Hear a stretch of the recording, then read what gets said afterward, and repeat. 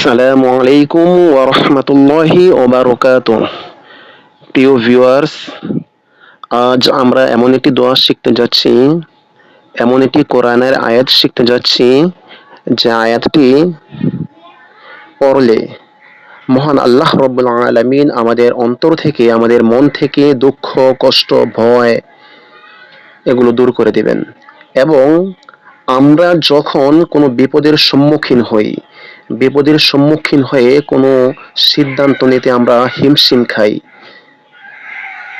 যখন আমরা নিজেকে একাকিত্ব অনুভব করি, যখন মনে করি আমাদের পাশে কেউ নেই, তখন মহান আল্লাহ রাব্বুল আলামিনের দেওয়া এই আয়াতটি যদি আমি বেশি করে পড়ি, তাহলে আমার অন্তর থেকে সমস্ত ধরনের ভয়, দুঃখ, কষ্ট সব দূর হয়ে যাবে এবং আমি একাকিত্ব অনুভব করব না। আমি মনে করব সবসময় যে মহান আল্লাহ রাব্বুল আলামিন আমার পাশেই আছেন, আমার সাথে আছেন। রাসূলুল্লাহ সাল্লাল্লাহু আলাইহি ওয়াসাল্লাম যখন মক্কা ছেড়ে হযরত আবু বকর সিদ্দিক রাদিয়াল্লাহু তাআলা আনহুকে নিয়ে যখন মদিনায় হিজরত করেন, তখন আবু বকর সিদ্দিক রাদিয়াল্লাহু তাআলা আনহু অনেকটা ভয় পেয়ে গিয়েছিলেন।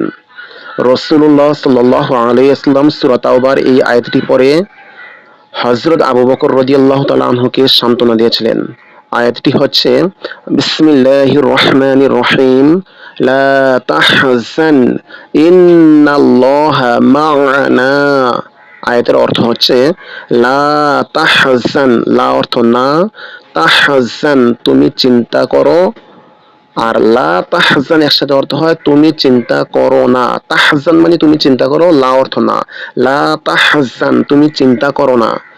ইন্নাল্লাহা নিশ্চয়ই আল্লাহ, মা'ানা আমাদের সাথে আছেন।